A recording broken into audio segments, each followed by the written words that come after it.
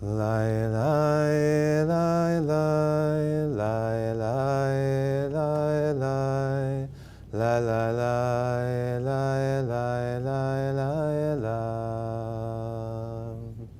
la, la, ram, la, ram, I, la, ram.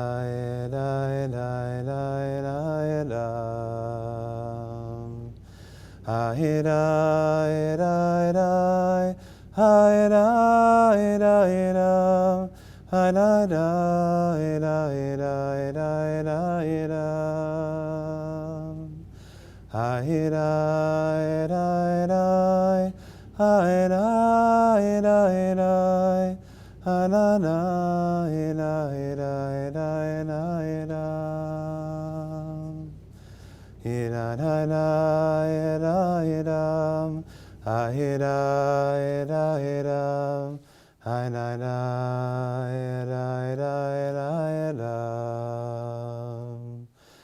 ida ida idam, ida ida idam, ida ida ida ida idam. Hi da da da, hi da da da, hi da da da da da da.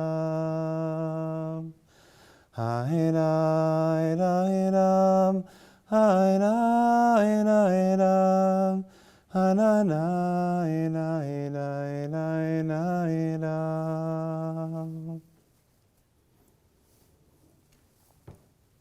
How can we sanctify this space here this evening to adequately begin to honor and remember the millions, 6 million of our people, so many children, so much pain? We can't. But we can dedicate ourselves and swear to them and to our family, to the future generations, that we will continue to tell their story as long as we live. We just completed the holiday of Passover, which at its core is a holiday of storytelling. For over 3,000 years, we told the story of slavery and freedom. And it still resonates today and defines who we are. But the story of the Holocaust also must be told. It's a story that unfortunately is still so relevant today. Relevant as people are killed in churches, in mosques, relevant as people are killed in shuls in Pittsburgh and in San Diego. As long as there is hatred in the heart of man, the story of the Holocaust will be a crucial one to tell. And the telling of the story is best done by those who are there. We have precious little time left to hear that story from those who were there. And so it's a tremendous honor to be here tonight, to hear the story told from a survivor of the Holocaust. I hope that the story enlightens us, but also inspires us to take a bigger role in bringing light into the world. As the rabbi from San Diego so beautifully said, the Rebbe always taught, when there's darkness in the world, the response needs to be light, needs to be love and extra care. And it's not what we could do in San Diego or what we can do in Pittsburgh, it's what we can do here in Baltimore. Because the love that needs to be lit in our hearts for all the fellow people we see on the streets, to realize that there's no real such thing as a stranger, and that We love all people. As we say in the prayers every morning, Hareini mikabel alai mitzvah aseh, shel v'ahavta l'reacha kamocha. Behold, I accept upon myself the holy duty to love every other person as I love myself. That's really what this is all about. So I thank you for coming here tonight. I want to invite any survivors who are present to come forward as we light a candle for all those who are remembering tonight.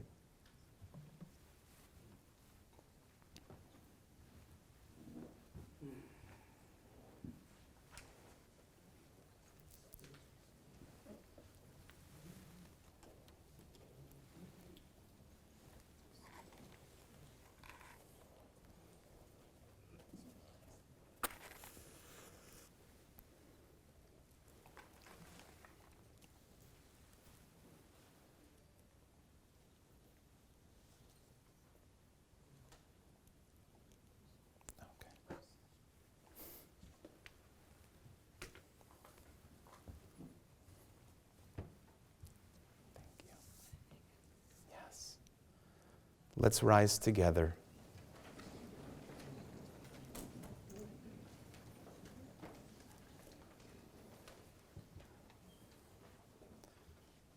As we think about all those who were killed in the Holocaust, we'll say the Mourner's Kaddish for them. These are people who would have been our friends, generations who would have filled these seats of the shul that are now empty.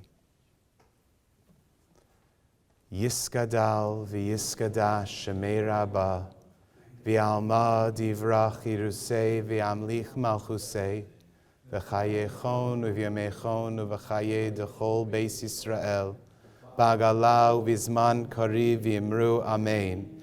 Yehei shmei rabba mevorach leolam olmei olmaya.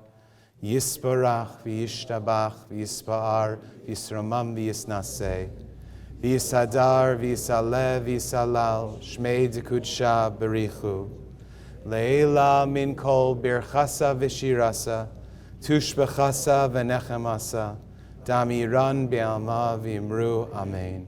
Yehei shlama rabba min shemaya v'chayim aleinu v'al kol Yisrael v'imru amen.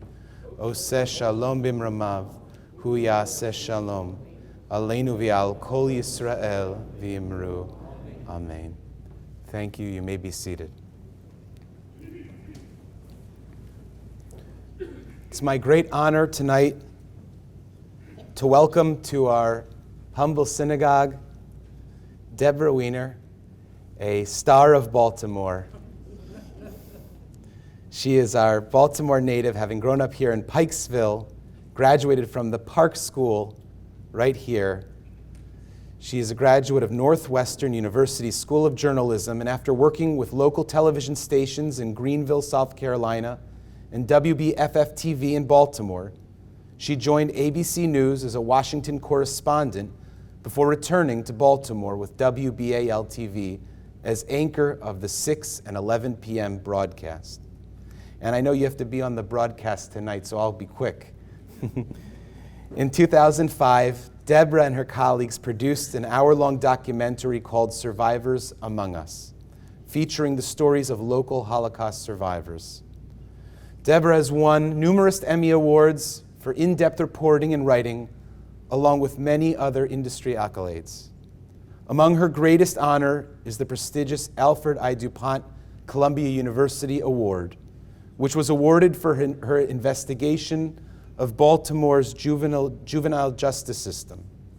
She and her husband live in Baltimore City and are the parents of 2 children. Deborah, thank you so much for being here. Can I just take a breath after this really insane day today? So we've been on the air pretty much nonstop since about 2:30 today. So the fact that I'm here is nothing short, right, of a miracle. So it would take a lot for me to miss this. When I walked in and I received a hug from Lucia, it was like I'd known her my whole life. So It was quite a hug after this kind of day, and I will remember that for a long time. So thank you. I'm going to introduce our panel, and then we're going to show a short video. So first, I would like to introduce Jeremy Kay. Jeremy, if you want to come on up to the stage here. Jeremy is the publisher of Bartleby Press and executive director of the Library of the Holocaust Foundation. Its mission is to preserve, publish, and distribute the literary legacy of the Holocaust. I just realized I don't have my glasses on, so bear with me. Lucia Weitzman. Mitchell is an attorney with the Food and Drug Administration and a former columnist with the Washington Jewish Week. He's really produced this event. I told him he's quite a producer. He has really put together an extraordinary event and made this very easy for me to do. So I thank you for doing all that work. Glasses. Let's see. Ay, ay, ay. Thank you. My gosh, this is great. Thank you. With his mother, Lucia, Mitchell wrote The Rose Temple, a child Holocaust survivor's vision of faith, hope, and our collective future over a period of 18 years. And Lucia. Lucia, you must come up here now. This is your night for sure. I will start reading your extraordinary biography.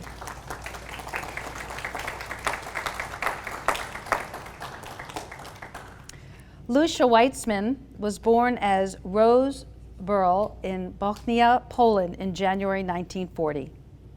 Her identity was taken from her in 1942 when her Jewish birth parents gave her away to a Polish Catholic couple in a desperate attempt to save her from the Nazis.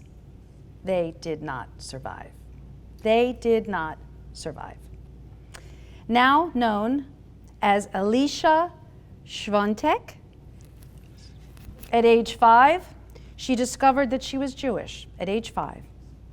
She remained with her adoptive parents, but the discovery reverberated through her hometown where anti-Semitism still persisted. It's really an extraordinary story. In her early 20s, distraught about her future in Poland, Alicia connected with American relatives. This drew the attention of communist authorities, and she was arrested. Released temporarily, she fled Poland overnight, tearfully, leaving her adoptive parents behind.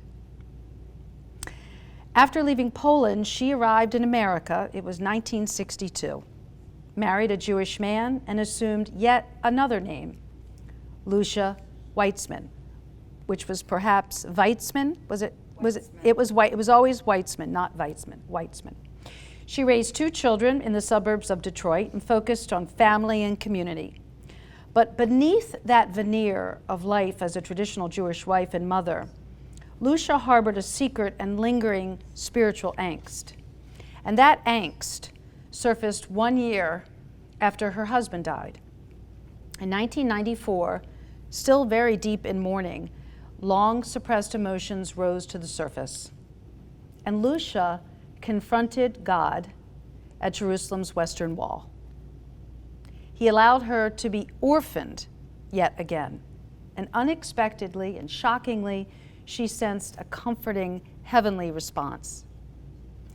Lucia considered brushing the incident aside, but more unexplained experiences then followed. They seemed to call on her to decipher their messages. At first, frightened, understandably, she learned to trust her spiritual sensibilities and began to share with her children her mysterious writings and dreams, which often contained biblical images. Mitchell was at first concerned about the reaction he thought his mother would encounter in sharing her experience with the wider world, but as her resolve strengthened, so did his. Together they set out to tell her story. It's a wonderful mother-son story. And the result is The Rose Temple, the story of one woman's transformation from child Holocaust survivor to spiritual messenger. And in an age of escalating hatred and violence, it is a testament to the power of choice that lies within each of us to transform ourselves and the troubled world we live in. So now we will watch a short video. You know, I've been very fortunate and blessed to have interviewed a number of survivors over the years, read a number of stories, and I have to say, Lucia, this is a first. This is very, very unique. Is it not? Very unique? So before we get into your story, which is, I have about 9,000 questions, I do want to ask you, and perhaps I'm asking you this as a newswoman, but before we go and talk about the past, I would like to get your opinion about what we're living with now, particularly what happened last week in San Diego. And I'm wondering for you, if I could, before we get into your story, which is extraordinary, what do you experience as a survivor when these horrific events occur? Where do you go emotionally when these things happen? I heard about this San Diego, Sri Lanka, and I was very saddened what I heard. I also thought about the family, and I was sympathetic with them for their loss. But here I am, standing in front of you as a product of hate and love. Hate. The Holocaust, my parents did not survive, and that hurts. That hate.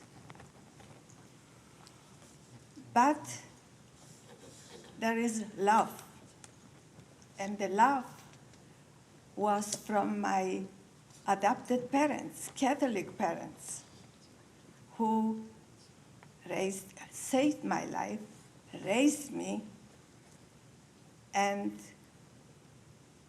brought me to the point that I can stand in front of you and hoping that my story, that what you had seen on the screen and what I am telling you will inspire people, will make a difference, and even if I touch one person, that is a reward to me.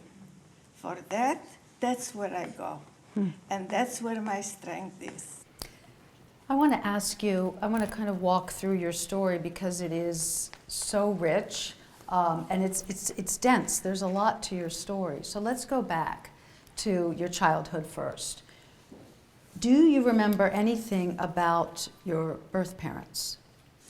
No, I don't remember anything about my birth parents. I was 2 years old when I was given away.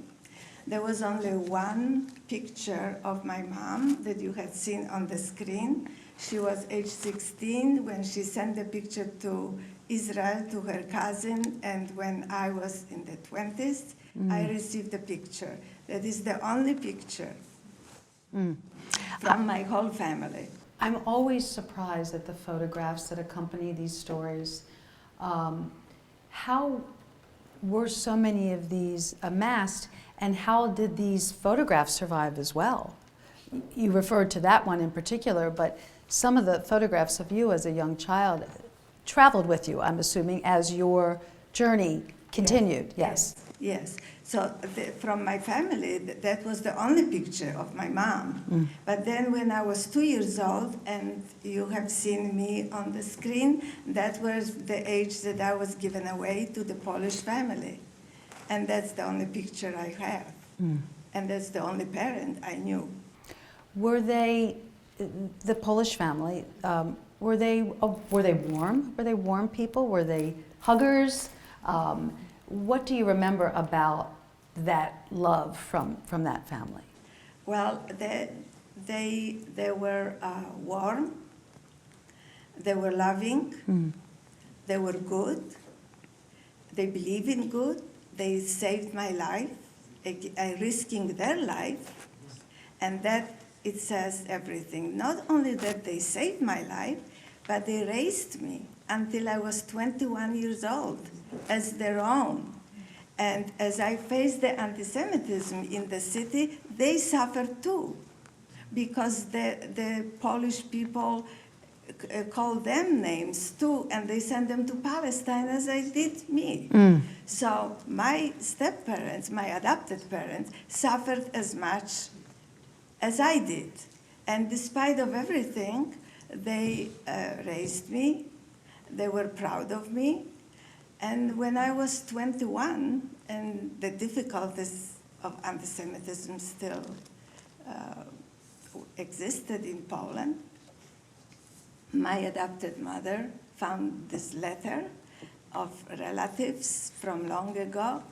And then she confronted me. She said, maybe we should, you are suffering, maybe we should join the Jewish committee, maybe you should get help, maybe we'll find the relative.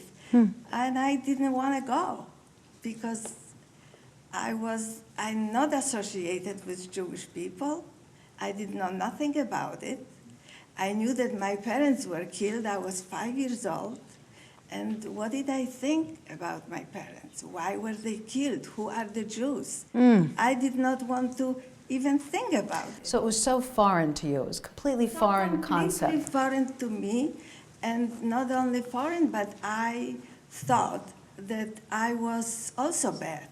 Because my parents were bad, so they were killed. The Jewish people were, what did they do? So I was bad also.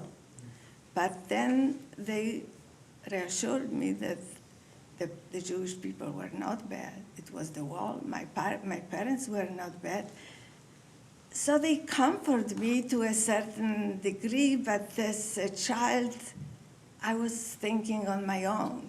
I wanted to be better. I wanted to prove that I am better, to compensate for all the rest of the people who must have done something wrong. And then I lived with that, and I went on my own path, made my own choices to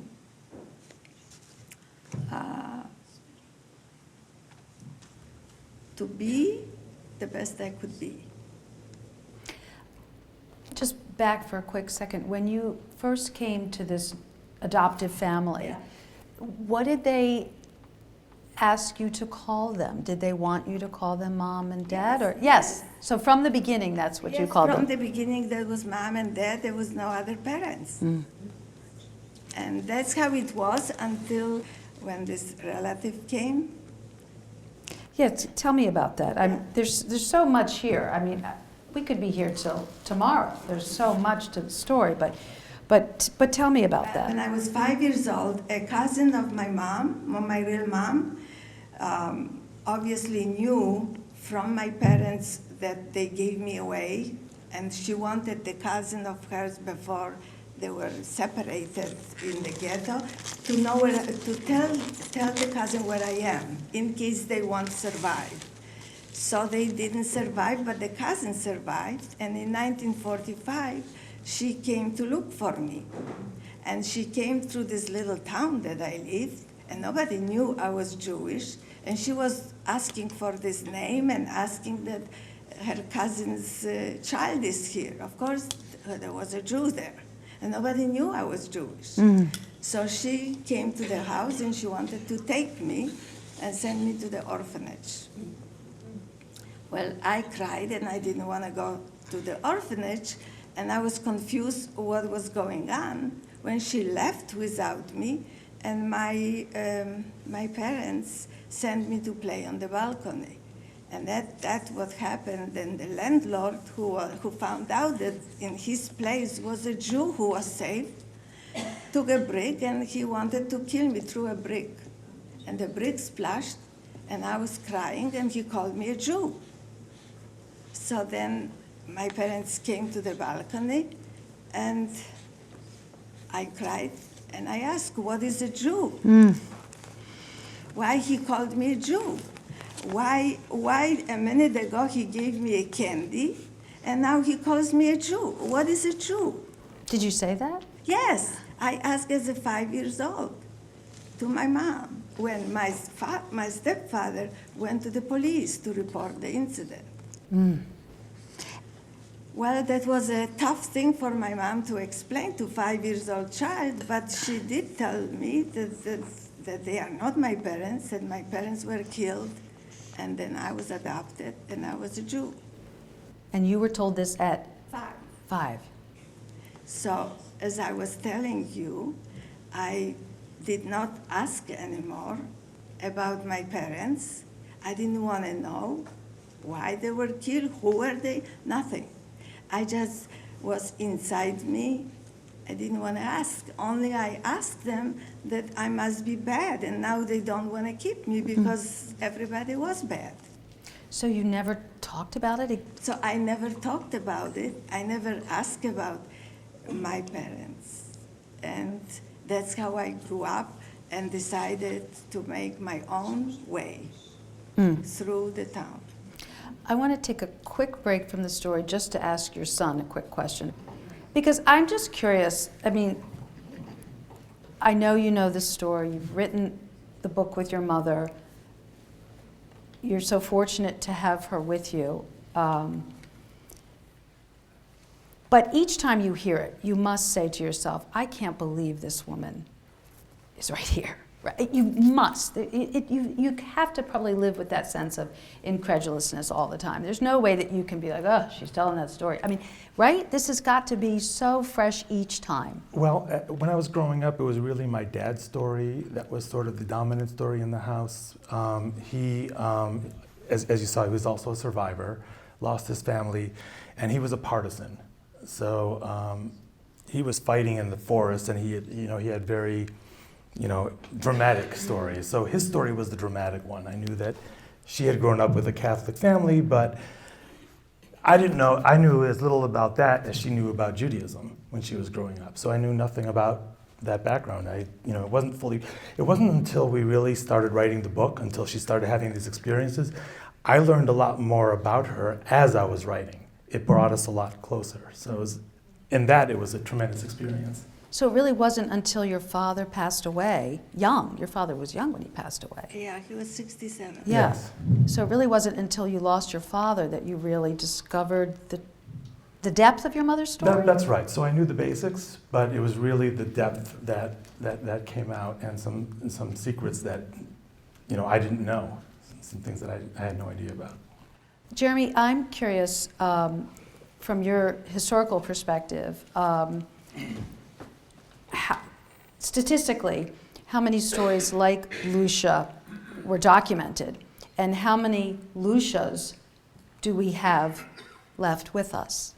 I don't think there are virtually any that have quite her particular story. There are groups of child Holocaust survivors, some of them quite young. I think Lucia's, over the years, been in touch with some of them, but they're not quite like her story, because she really has no memory, and the fact that she knew that she was Jewish, but yet continued to remain being brought up as a Catholic in Poland, just makes all the difference in the world. It's a totally unique sort of story.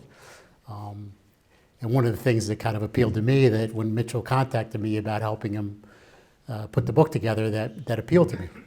So let's transition to when you then reconnected to the Jewish community, right? So this was, you left Poland in 1961, Yes. correct? When you were 21. So walk me through that transition and what happened next. I have to go a little bit back. Go right ahead. Yeah, I have to go back a little to the child at 5 years old. Of course. And how I was growing up in the city, that I was the only Jew, and not everyone knew that I was Jewish, and I was Catholic every day in the church praying. How did I make it on my own path? So as I said to you, I decided to be my own and make up for the rest of us, whoever didn't do good, in my opinion. So what I did, I have made choices. I have made choice in school not to be in the back, not to hide. As my adopted father said, don't be noticed, go in the back. Oh, so he wanted you to sort of obscure yourself, He Lucia. wanted me to not to suffer, to be called names and all that, but that was not me. I have made a choice to go to the front, to be noticed and to be heard. And that was one of my way how I made through this to the 21. And the other thing, I was in the church. The church was my home, was domain. I had God. I was obviously very spiritual girl, but that's how I felt. And I had Jesus who suffered. And I suffered, and he was my friend. And that was my years. So the choices that I made was my own choices. So you found comfort in the story of Jesus, and you found comfort in Catholicism. It was like a blanket around you, right? It was a blanket around me, and that's how I have made my own way, my own choices, until I was 21. Okay, so I told you this is right. Like, aren't you hanging on every word here? It's just incredible. Okay, so 21, you leave Poland, correct? 21, I left Poland. And you yes. go to? And I went to Belgium. I escaped from the prison, and then because I was connected with my relatives in New York. I told you, my stepmother found the letter, and she connected me with the Jewish community. Little she knew that I would leave, and I would leave her. She only wanted me to get better, to get to my people. But it wasn't that what she thought, and it wasn't what I thought. Once I got to the community, that invited me to the home, to the Shabbat, and they invited me in Krakow to the synagogue, to the services. And I was totally unaware of it, but somehow I went. Wait, so when you left Poland, did you ever see? No, because they passed away 2 years after I left. So I have never seen her, and she never realized that, the daughter that she left that is gonna be with her is no more. Because I could not return back to Poland. But more than that, I had to change religion, because once I decided to be with the community, there was no Catholics anymore. That was me being Jewish. So I went to the synagogue in Krakow to the Rosh Hashanah services, and I have met the rabbi there, and somehow something I felt. Really? Yes, something I felt calling me. I didn't know what it was, but something moved me, though I didn't like the services and the synagogue. Okay? But something. But it spoke to you. But it spoke to me. Yes. So I left the synagogue. That was a pivotal point in my life. I left the synagogue on the train back to my hometown. And I thought, I have a new road. Something is calling me, but I cannot take with me my whole life to the 21 years old. And I can't take Jesus with me because it doesn't work this way. I already learned. Okay, so I left to my home, to the station, and I left on the train Jesus and the rest of it. I just put it in the vault. So I put it in the vault in order to go to a new life. wow. Okay, so I want to go back for a quick second. So when you said goodbye to your step parents, Yes. what do you remember about that goodbye? And did you feel at that time that you might not ever see them again? That was a very painful moment for me. I'm glad you asked, but I have to answer that, but it was very painful. So when I it was when I escaped from this prison, and I needed to take the train from Warsaw abroad. I had my passport, and they both assisted me. They were with me on the train. And I remember it was at night, and I was pretending that I was sleeping on my mother's lap. And she was just touching my hair and making me laugh. That's the moment I remember.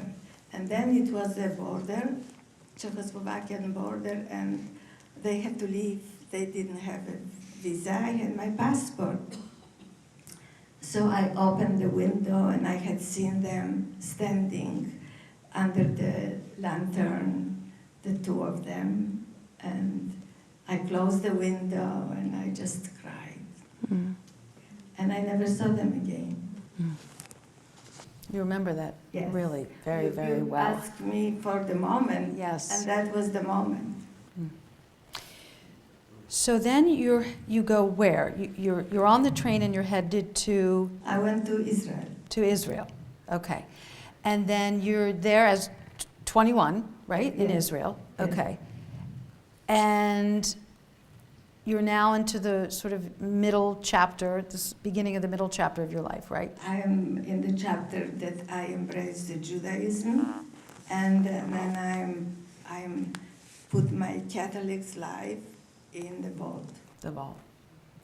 So who did you live with when you? I had relatives, different relatives in Israel, but I was there for a very short time. I got in contact with my relatives in New York, and only after 7 months I left for New York. But my relatives in New York were Hasidim, were ultra-religious. And at that time, I didn't really realize where am I going. Good thing Jesus was in the vault, right? Sorry, Lucia. Okay, so Lucia, you go to New York.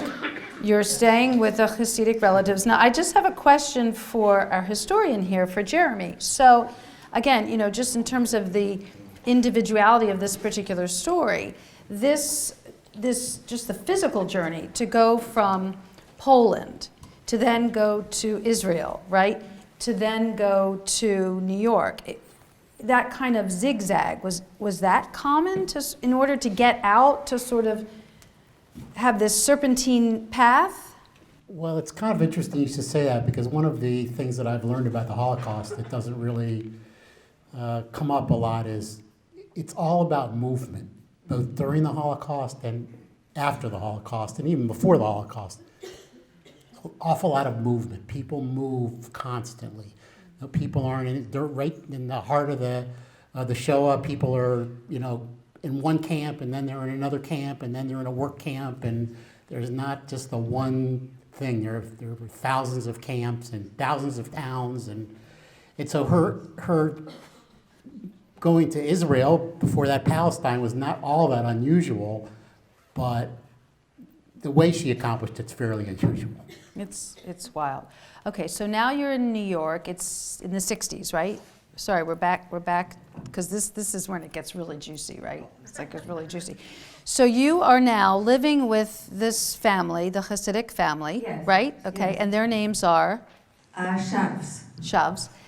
And you move in with them, Yeah. right? And they say, they're welcoming, yes. Yeah. Okay, they're very welcoming.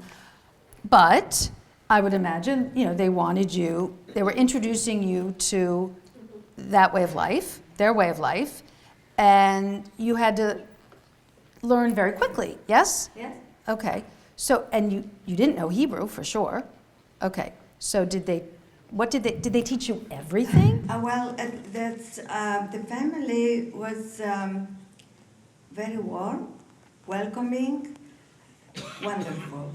A very wealthy family and very well known in New York. And so I like that. I like the environment. I like the way they live. I like their way. Okay, but that was a way and a way. Okay, so to adapt to the way I already put everything in the wall. I wanted a new life. But that life was going to be very difficult because when I came to New York, they expected me to live in the community, the way the Orthodox is a way of life. And then I like the way of life, but then something happened. They sent me to a very religious camp, upstate New York, a Hasidic camp, which I was 21, and I was older than the counselors. And What was the camp called? What was it called? Camp Gila. Gila. And that was a Rabbi Bobov camp. You're familiar with that, Bobov? No. Not like deeply familiar, but enough. Yeah. So, Okay, so what? but I guess I feel too, I feel like each time you found a place, you didn't linger, like you were talking about, just the natural movement about it. I mean, that had to be very upsetting, I would imagine. Here you get to this family in New York, they're warm and welcome, and they ship you off to this. But yet it was very difficult. But as I said, I have made choices in my life. And my life, choices were the theme of my life. So that was a choice, what I have chosen, and I had to follow it. Now, once I was in the camp, I realized that it's difficult, but I have met a friend who also was a survivor, my age, and she already came a few months before me. She knew a man whom she liked, and we were both in this camp. And she told me that she has someone whom she wants to introduce me, but the man is older. He lives in Detroit, a businessman, sophisticated, and I was very like from the boat. Right. I love that. I was like from the boat. That's great. So How old was he? I was 21, and he was 36. Okay. Now it's right. Now we're really getting there. We're getting there. So what happened? She said, "Let's try. What we have to lose." So she's a Holocaust survivor too. Yeah. Yes. Okay. Well, she was already not engaged, but very much involved with the man. So here we are. I am in the camp, and now he came to a Concord hotel, very expensive hotel in the mountain, for a weekend, and she said, "Let's meet him." Okay, so we sneaked out from the camp. Okay. Yeah. Here we go. Then we got dressed up for the occasion, which was July, and it was 90 degrees weather, but we got sweaters with Right. You're covered. and a fur coat here. Fur. Yeah, that was the style. And we thought that In July. at 61, that was a fancy Right. sweater with the Okay. No, that's true. That's true. Okay. All right. Okay. So I got. so we went dressed up to the hotel to meet this Herman Weitzman, who is my husband. Yeah. There. And he comes out from the dining room, and he looks me over, and he said, "Sorry," and walked back. Sorry. That's not a line. Sorry. What did that mean? That means that I came from the boat, and he's sophisticated. I hope you told him a thing or two. Oh, he never forgot we talk about it. Okay, so then what happened? That's what. Okay, so you meet him. So I meet him, and then is at first nothing because he walked away, but eventually he called, and he came to my family. Of course, he had to be approved, Yes. right? Yes. That he looks good, that he's Orthodox, which he wasn't, and then it was a problem. Right. Okay, but we overcome that problem because I wanted him. Oh. Okay, and they were very nice. And 6 months later, after I came to this country, we got married. And it was a Hasidic wedding in the Lower East Side. And there were all the rabbis, and then there were mitzvah dances and all that. So this had to be, I would imagine, I mean, just given, how much you had gone through, by the time you met this man and you were obviously forming a permanent relationship and starting a family, this had to be a time in your life where you probably could sort of exhale and say, you know what, I made it, I survived, I love another person. Very good, up to them. Right? Exactly. Right? I arrived. You arrived. You had left the boat. Okay, so you marry him, you moved to Detroit. Yes. Okay, so you moved to Detroit, and you live there, and you have 2 children. I had 2 children, and my husband came from Poland. He was a survivor also, but he came from a rabbinical family, and so he was very traditional, and I was a typical suburban wife, with the children in the day school and so on. Wow. Okay. So were you at that point, you said he was not Hasidic, but were you living an Orthodox Jewish life? No. We were traditional. Traditional, okay. Wow, okay. So you're living a traditional Jewish life. Did you have, Catholicism was just, it was gone. It was evolved. The vault, okay. So you're there, you're married, you're very suburban, very sort of typical suburban experience. And Mitchell, what do you remember? I mean, as your sister's here as well, I mean, what do you remember about those times? And being the child of survivors, was that a big identifier for you in your childhood? So it was, it was a, looking back now, it was a challenging time in lots of ways. My father really struggled with religion and with faith, and he had this rabbinical background, and yet he wanted to be free of it in a way because of all that he had lost. And so he sent us to this religious day school, even though me and only another student were not Orthodox. So it was very strange, and they sometimes, sort of looked down upon us a little bit. And for my part, I was a little bitter at them because I'm thinking, here are these comfortable American kids who didn't have sort of the burden that I felt ever since I can remember. Practically since I was 2, I think. I've always sensed that burden. The burden? Sort of a sense that there was a legacy here that I needed to continue, and a message and a purpose. And my mother, of course, was, Jewish mothers in general are overprotective, but you can only imagine, quadruple that. Oh, I bet you.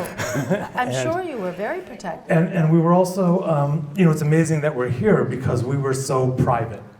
We could do nothing wrong. Nobody should know any blemish on our family. We were supposed to be the perfect family.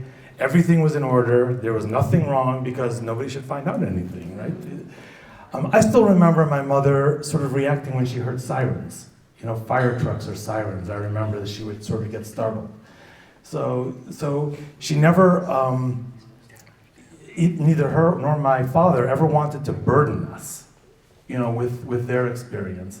You can't help but feel it and grow up with that. And so my sister and I both had that experience, and she's been very active with the Simon Wiesenthal Foundation, and she's made it one of her missions to also, get this word out and educate people. So she and I think, have both been partners in this with my mother. Jeremy, there's such an interesting psychology to the children of survivors, this burden that Mitchell describes. I mean, that's got to be a common experience, feeling that you have to carry on the tradition that, almost didn't make it, right? So there's this huge sense of responsibility. Yeah, and it manifests itself in a tremendously different amount of ways. It's sometimes they end up being weird. Sometimes they end up being children, that is. Sometimes they're very normal, like Mitchell, and it's just kind of hard. It's kind of hard to tell how it got to be that way. But it is a burden. Yeah, yeah. So, okay, so. And even now they talk about 3 Gs, the third generation, the grandchildren, and they identify themselves, and there are even a few. I'm on the Holocaust Commission in the Washington area, and they talk about now 4 Gs, and they're trying to get them involved in at least commemorating every year, and so it's. But I think it burdens all of them. I want to put your granddaughter on the spot. Okay. Jenna. I met Jenna. Jenna is named, it's Jenna with a G, and Jenna is named after your stepmother, Genevieve? Genevieve. Genevieve. Just stand up, you're so cute. Just stand up. She's so cute. Actually, the grandchildren who are here, please stand up and be recognized.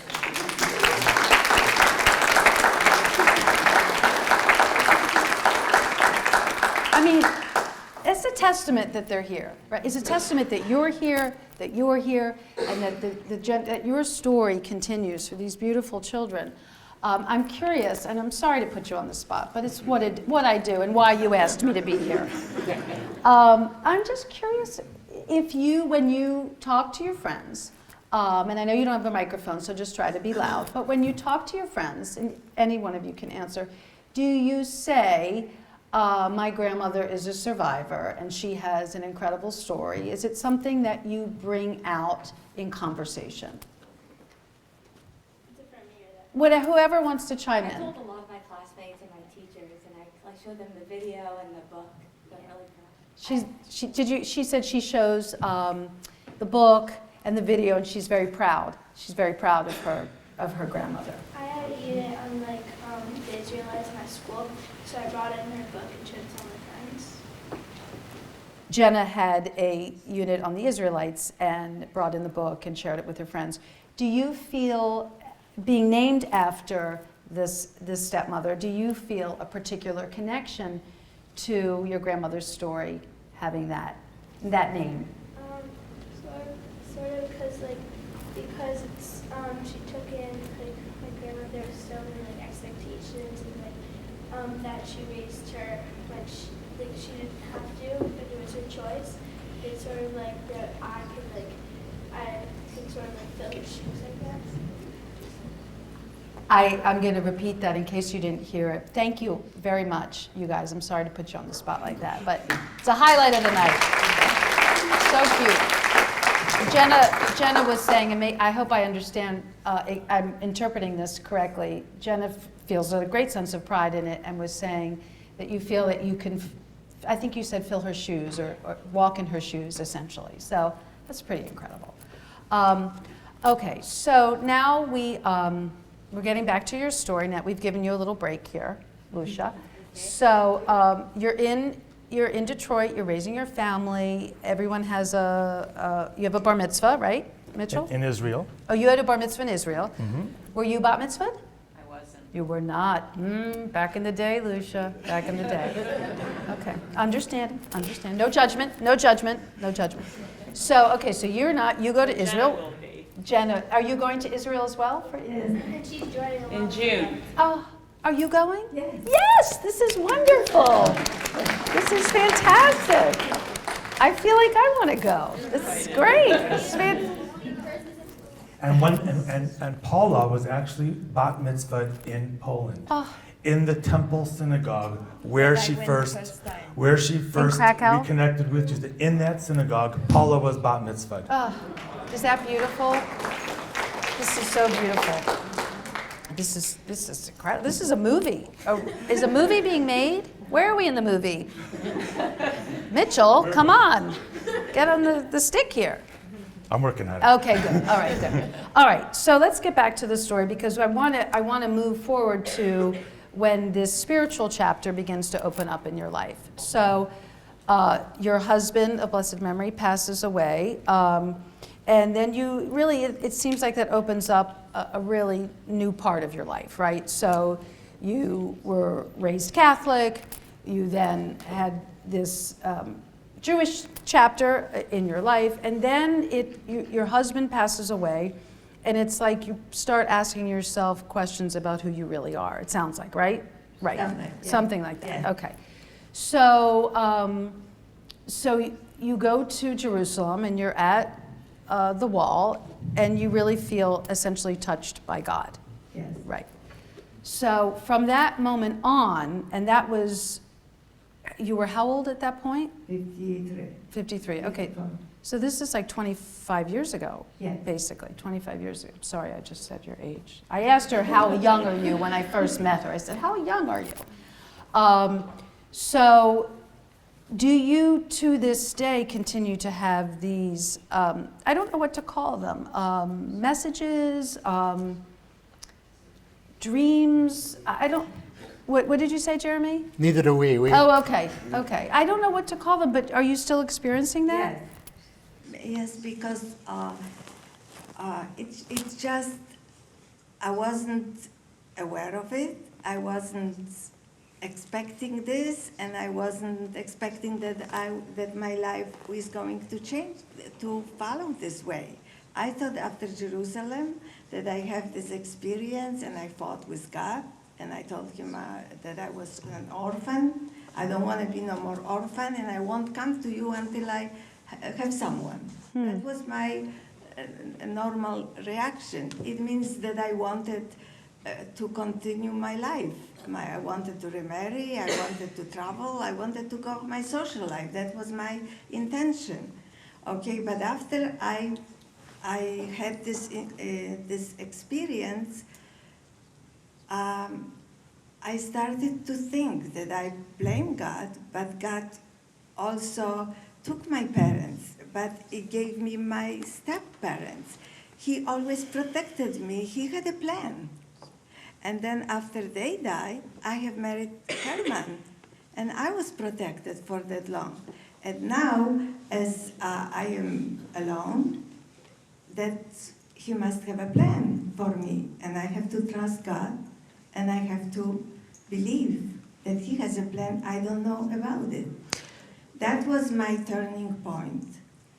And turning into what? When you say your turning point, because you've had a number of turning points in your life. Yeah. That was your turning point into? That was my turning point, that I started to think about my life. What was my life as a Catholic, as a Jewish, and what is it now? What this, the religion meant to me. I lacked everything in the vault, but now is no vault. No more vault. Everything is out. So you just felt, I guess you felt very, like your soul was sort of bare, Yes, bared. that's exactly what I felt, a bare soul. That was asking for guidance and asking for some explanation and straight to God. So you started to have So I did not start it yet. Okay. That was my experience, and I still wanted to follow my way until one time I was sitting in my living room, and a friend of mine suggested I take a journal and I will write, so everything might come out what is bottled inside me, and so I did. And when I put the journal on my lap and there was an empty page, I said I was never a writer. I don't know what to write. I don't know how to write. What am I going to write? And so while I was sitting there, only one word came to me. God is leading your hand. Those were the only words that showed up on my journal. God is leading your hand? Yes. God is leading my hand. Then I said, wow, if God is leading my hand, then what I am writing or what I'm going to write is holy. Huh. Wow. Because this is not my word. That was given to me. And that's what I started to write. And that's how it started, the inspired write, and my dreams and vision, and that was, I was following my new road. So it was sort of a deeper, probably the deepest spiritual connection you'd had your whole life. Yes. Correct? I assume I didn't know, but I was always protected by God. No matter which religion I was in, I was me. So then I started to write, and then I wrote a first manuscript. And me and Mitch wrote the first manuscript, and I said, now I have a manuscript, and God wanted me to write, so I wrote. So now, so I heard that I need to go to Jerusalem again. But I didn't want to go because I left Jerusalem. I told God, when I'm alone, I don't want you. I don't want to come there. But now I have the manuscript. Let's go to Jerusalem. So I went to Jerusalem with the manuscript. And Mitchell, you went on this trip as well? No. No, so she was alone. I was just going to add that this whole transformation was incredible because my mother was not one of those. She wasn't meditating. She wasn't doing yoga. She was a traditional Jewish mom. I mean, she lit the candles. She gave us chicken soup, and told me to do my homework and wear my jacket outside. I mean, that was pretty much. She wasn't. None of this was. This is a total out of the blue, shocking experience. Wow. And so it took my sister and I a while to kind of absorb this. And as this developed, I watched it in amazement and in awe. And that's when I became. We wrote this book over a period of 18 years. And every time I thought the book was finished, it wasn't, because she had another experience. And that's why, after 5 years, okay, we're done, we've told your story, that's it. But then she'd have another revelation and another insight. And so this is continuously growing and developing. Wow, this is wild. Rabbi, can I put you on the spot? I'm just curious, from your perspective, and I know you don't have a microphone either, but I'm sure you have no problem being loud. What do you think of this? What do you think of not just her story, the literal part of her story, but this phase in her story where she's having these experiences and having this very intimate relationship with God, and God is guiding her hand and guiding this story? In the prayers that we say every day, one of the prayers we say is Modim, and it's a prayer of great gratitude. And one of the words in the Modim prayer is, we thank you for the miracles that happen in our life every evening, morning, and afternoon. And we say that 3 times a day, reminding us that there are miracles all the time.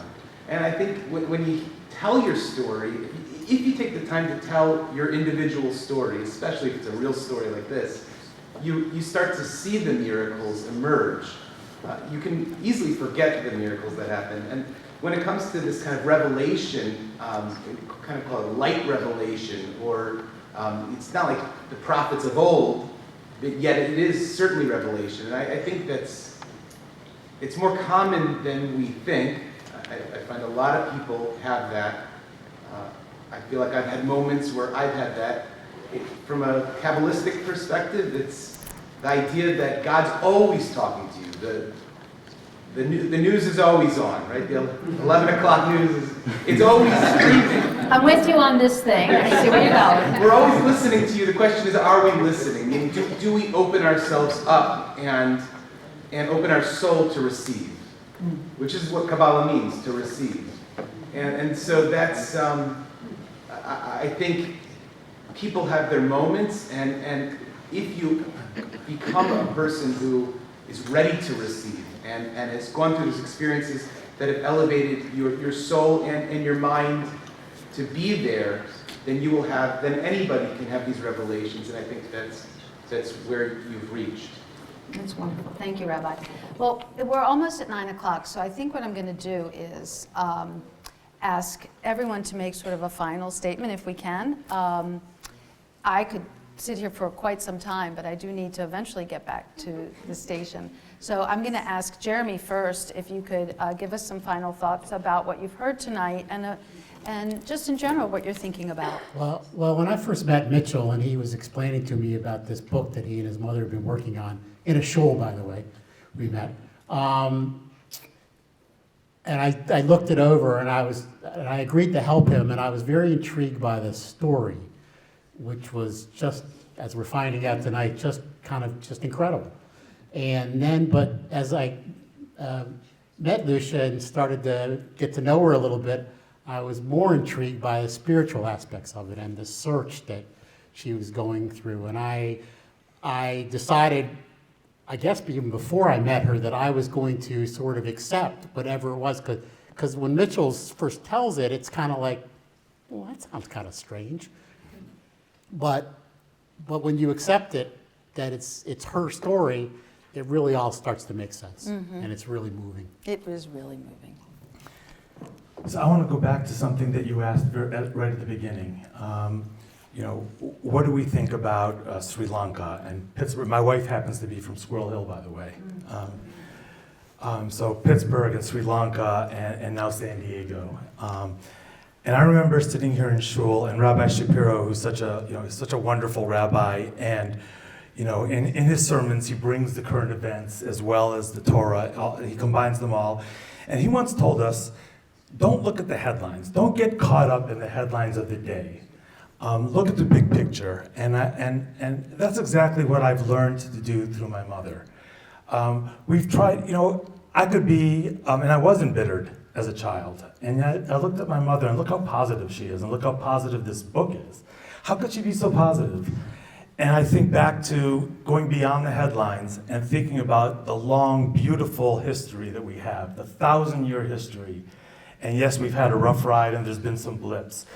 But we've had a wonderful history, and we have a lot to teach the world, and we have a lot of light to show the world. And that's why I think we're here to continue that. And I think young people have to be educated, and that's what we're going to continue doing through our efforts, is to continue telling these stories. Clearly, they still need to be told. Lucia?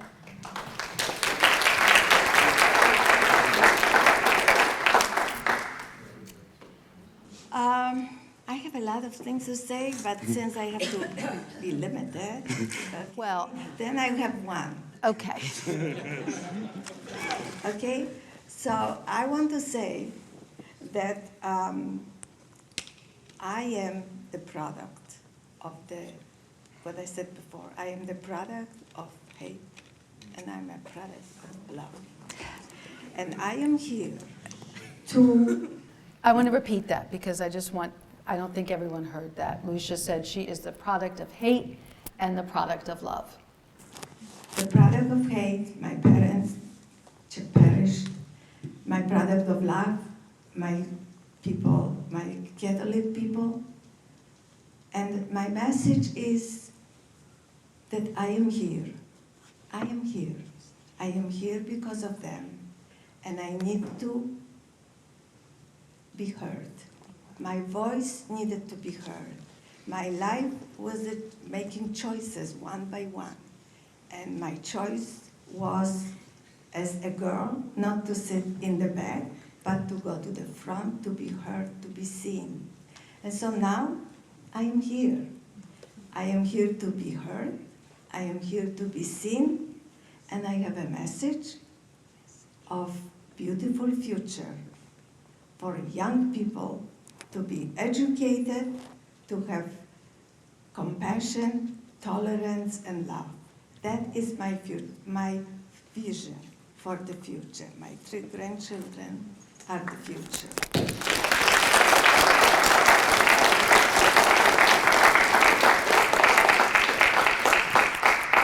I think on behalf of all of us, we thank you, Lucia, for sharing your story, Mitchell, for sharing your mother with us, Jeremy, your sense of history, giving this some context. I'm sorry that we're ending now because there's so many questions more to ask, but what a gift it was to spend this night with you. Thank you, Lucia. Thank you so much.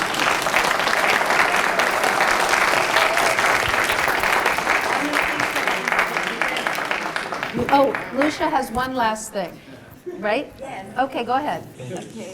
I have last thing. First of all, I want to thank all of you for coming and sharing the evening with me.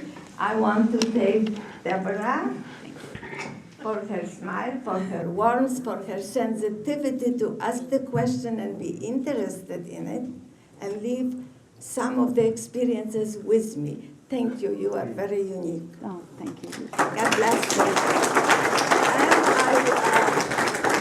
I wanted to thank Rabbi Shapiro. Is he left already? No, I think he's. Rabbi Shapiro, and I want to thank the, Rabbi Shapiro, the President Jeff Foreman, Executive Director Brenda Bergman, and all of the people who helped us to have this evening in progress. Thank you, Jeremy, and thank you, my children, Lisa, Mitchell, Paula, Joshua, and Jenna. I all love you. God bless you.